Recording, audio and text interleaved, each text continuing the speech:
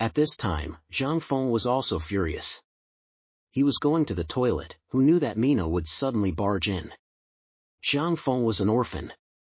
When he first came to Jiangcheng to study in college, he wanted to support himself and his girlfriend. He rented a room outside, and when he was not in class, he delivered food to make ends meet. When Feng first moved in, Mina had already lived here. Although the two lived together for nearly half a year, they had no communication with each other. Apart from attending classes, Feng usually delivered food, while Mina locked herself in her room, not knowing what she was doing. When he was free, Feng would speculate maliciously. Has this sexy female roommate been taken care of by someone? Every time I see her, she looks tired. This is the first time a misunderstanding like today has happened. After living for so long, Feng also knew that Mina didn't have the habit of getting up early, so he didn't lock the door when he went to the bathroom.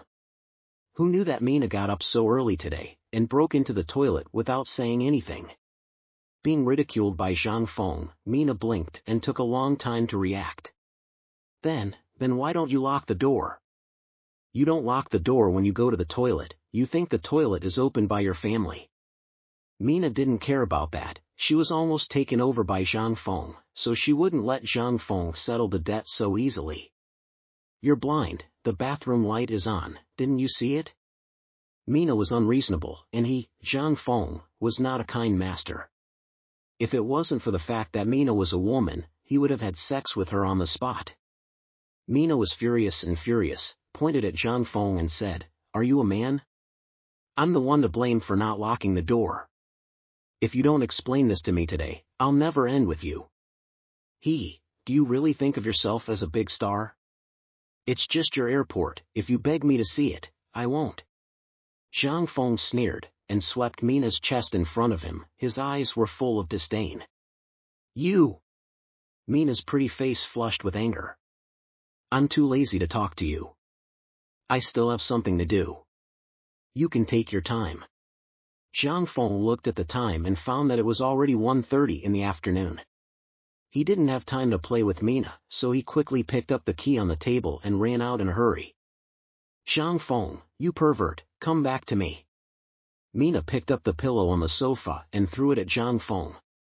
Feng ran very fast and was outside the door in a blink of an eye. There was only a bang, the anti-theft door vibrated violently, and was hit hard by the pillow. I'll go, this girl is too tough. Feng sighed and walked downstairs indignantly. After leaving the rental house, Feng rode a battery car and rushed directly to the Dihao building. It's 2 o'clock in the afternoon. Feng came to the downstairs of the Dihao building. As the most high-end commercial office building in Jiangcheng City, the Dihao building has a total of 68 floors, and the rent for each floor is frighteningly high.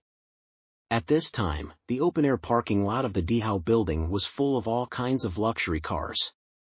Moreover, all the staff who entered and exited the Grand building were in suits and leather shoes, looking like successful people. Only Feng, wearing a dirty delivery uniform, stood at the door like a beggar.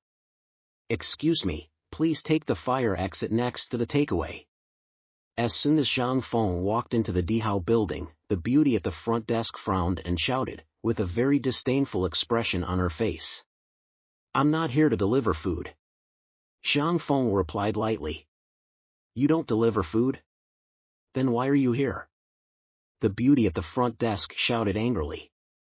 "I'm here to find someone." "Looking for someone? You are a food delivery person, who are you looking for here?" The beauty at the front desk gave Feng a disdainful look. At this time, Feng didn't know the name of the person who called him. He just wanted to find out as soon as possible whether the inheritance was real or not.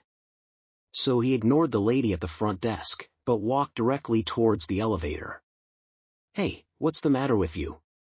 Didn't I tell you just now, the takeaway takes the fire escape, stop for me." The beauty at the front desk saw Feng walking towards the elevator, and hurried over, trying to stop Feng. Ding dong! However, at this moment, the elevator door suddenly opened. Feng saw the beauty at the front desk chasing him, and hurried into the elevator. "Ah! There was a sudden shout from the elevator. Because he came in a little anxiously just now, Zhang Feng didn't see anyone in the elevator at all, so he bumped into the person in the elevator directly. "You don't have eyes, didn't you see someone inside?" The people in the elevator shouted angrily. Zhang Feng couldn't help but looked up at the woman in the elevator, and then froze in place. The woman was very beautiful, and she looked to be in her early 20s. She was dressed in a black professional attire, which perfectly set off her almost perfect and proud figure. Slender and straight legs, wrapped in a pair of black stockings, without any fat, the whole person looks extremely pleasing to the eye. Although the pretty face was full of anger, it was still very sexy and charming.